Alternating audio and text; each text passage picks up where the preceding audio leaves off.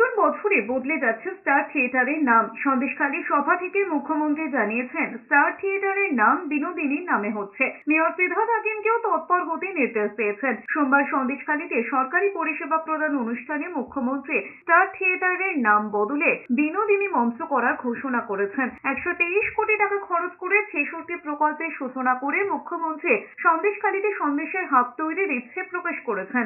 1 জানুয়ারি আসছে, আপনারা সবাই স্টার থিয়েটারের নাম শুনেছেন, খুবই বিখ্যাত। আমি মেয়রকে অলরেডি বলেছি স্টার থিয়েটারের নাম বদল করে আমরা বিনোদিনী থিয়েটার করব।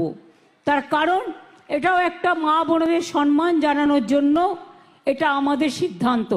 জানতে চেয়েছেন সন্দেশখালীর নামকরণের ইতিহাসও। সেই প্রসঙ্গে বলতে গিয়ে স্টার থিয়েটারের নাম বদলানোর ঘোষণা করেছেন। স্টার থিয়েটার আর বিনোদিনী দুটো নামই সমর্থক হয়ে রয়েছে মানুষের মনে।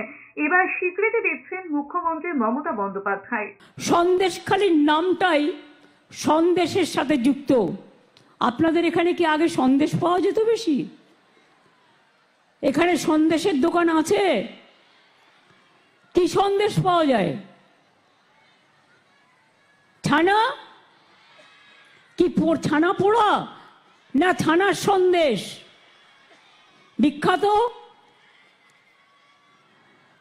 যেমন টাকিতে আমরা জানি কাঁচাগোল্লা পাওয়া যায় খুব ভালো, বর্ধমানে মিহিদানা সীতাভোগ আর ল্যাংচা, জয়নগরের মোয়া,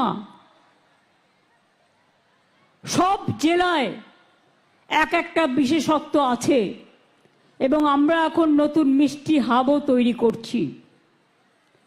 সন্দেশখালীতেও আগামী দিন আমরা নিশ্চয়ই চাইব আরও সন্দেশের দোকান আসুক।